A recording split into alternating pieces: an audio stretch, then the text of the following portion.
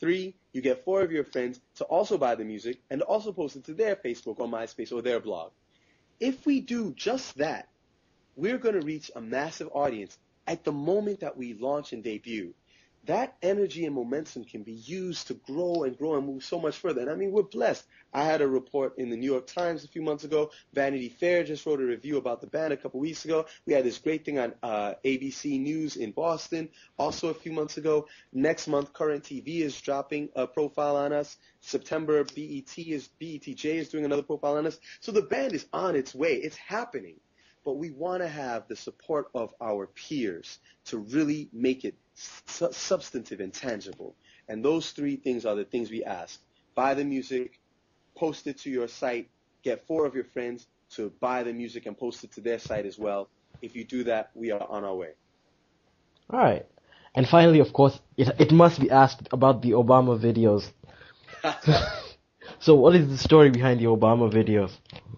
I mean, in a nutshell, I went to the rally that was being held outside of the Democratic debate, and I was there with a friend of mine, and I was carrying my cool sign, happily enjoying the carnival of democracy. And this guy came up to me and started asking me some really tough questions, and I at first was giving kind of like, a standard response, because most people ask you questions, they don't want to know what the real answer is. Somebody come up to you, hey man, how you doing? Oh my God, my feet are killing me, dude. I mean, yeah. I've been doing this workout every morning at like 5:30 in the morning, and I don't know if my shoes are right because my bunions, my corns, they're killing me, I mean, that's how I'm doing right now. I'm a little bit hungry. Well, I'm probably going to get some breakfast. Who cares? People say, how you doing? They want you to say, yo, I'm good. What's up with you? Yo, I'm chilling. All right, word, yo, I'm going to see you later, kid. All right, bet, peace. That's what they want. So the guy's asking me questions. I'm giving him the standard response because I know he doesn't care what I really think.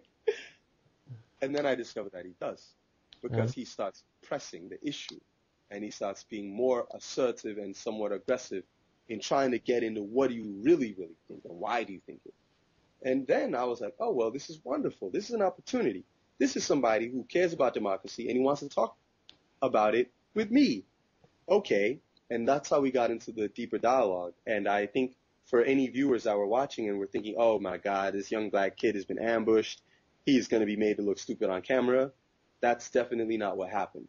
And I think it helped to show people that, this generation is intellectual. We are smart. We know what's going on. We're not just following around a rock star politician. There are substantive reasons why we support Barack Obama, why I personally support Barack Obama, and I would like to see him as the next president of our nation and a leader in the world.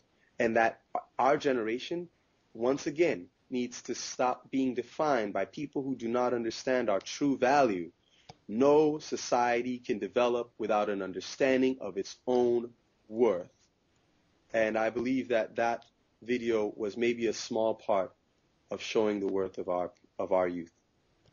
So why do you support Barack Obama beyond the rock star and the charisma? I think that what Obama is talking about is a way of approaching politics in Washington, D.C. that can better enable you to move beyond party lines and look at what is at the core interest of the nation. It's moving beyond ideological politics, right? So what happens right now is you've got people who are on the left or on the right who have certain basic common tropes that define what makes you a Democrat or what makes you a Republican. Yes, Obama is a liberal, and I love that about him. I love the fact that he wants to represent people. I also love the fact that he's talking about fiscal responsibility. I love the fact that he's talking about methods for paying for his healthcare program. I love the fact that he's talking about removing our troops from Iraq, but actually being engaged in dialogue with countries that we perceive currently as enemies to see if we can move them into positions where we can be collaborators as opposed to in conflict with one another. I love the fact that he's not willing to take the military option off of the table, because when we're negotiating, we're looking to negotiate for peace, but we're keeping all our options open to make sure that we can do what we've got to do for the sake and security of our nation.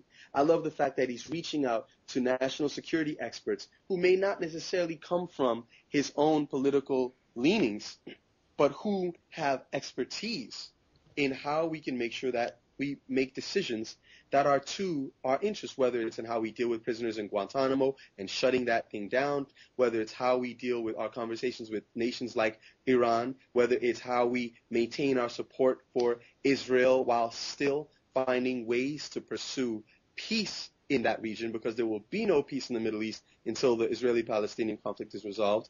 And I love the fact that he's keeping his eye on the prize with domestic issues. How can we incentivize college graduates to donate their time and work and fight for the service of their communities?